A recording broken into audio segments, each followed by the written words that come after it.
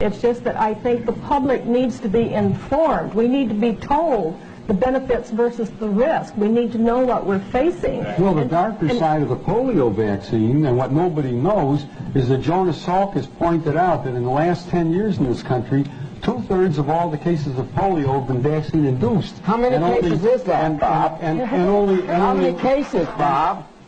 Would you not interrupt me for a second? I know that doctors are used to interrupting patients, but not another doctor. Absolutely. Especially another doctor. I think, but let's get. He does make a point that we should also say Sabin is live and live vaccine, and Salk is inactive. Is inactive, as we say in the laboratory. All right. How many was it? They ask.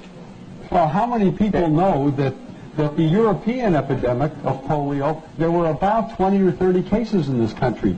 Now, of course, the American doctors will argue that the reason why polio disappeared in this country was because of the vaccine. But then why did it disappear in Europe in the 1940s and the 1950s without mass vaccination? Right. Why doesn't it occur in the third world where only 10% of the people have ever been immunized against polio or anything else? So, in other words, we may be fighting a tiger that died.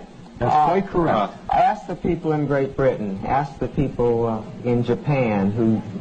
Back here. Gentlemen, if you please. I've got probably the smartest audience we've ever had. I have a question. How long a delayed action, if any, would you connect this with, like MS?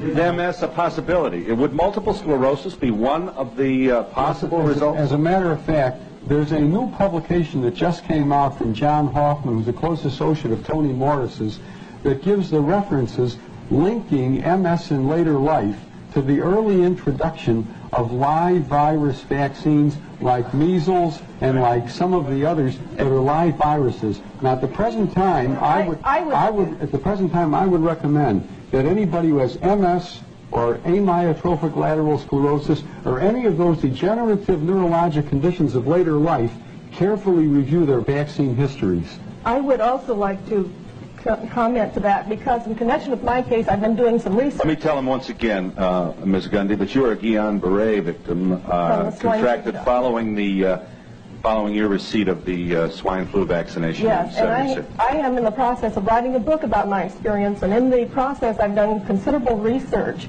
And from what I have learned, it looks as if immunizations frequently cause autoimmune diseases, not only Guillain-Barré syndrome, but lupus, rheumatoid arthritis, multiple sclerosis, and other types of things. Now, I have no data at this point. We should also say that there's a good deal of evidence suggesting that multiple sclerosis may be the result of distemper in an animal that the victim received during childhood. Now, none of this is absolutely nailed to the wall. But that's the problem with this. What's a mother to do with all of these balls in the air and nobody really certain? I would just like to also comment that we had 46 million people vaccinated with the swine flu shot. And I have written to Ralph Nader's organization. I have written to some of the government organizations trying to get them to do a survey, an ongoing survey, to see if these vaccinations do cause autoimmune diseases or what the reactions are. I can't even get a response because I'm not a doctor. I have no clout. I'm a nobody. Mrs. Grant, why were you shaking your head? Bill, it isn't only with that vaccine, it's with all vaccines. Yes. They are not interested in the adverse reactions. As a matter of fact, if I may, I'd like to invite anyone to write to me if they've had an adverse reaction. I'd like to help the government because they don't want to know, but I would like to know. I am a mother of 3 children, and I have been informed and I've read up on these things. And I chose not to vaccinate my children, but when they get to school, why is it that I have to fight for my rights as a mother and the choice I've made? Let me just quickly, we're long, but that's a very important question. Here are the states in which you either have the totally free decision about whether or not to vaccinate, or we're calling them loophole states, states where they're not going to send your child to solitary if you don't have his card, you know? All right, California.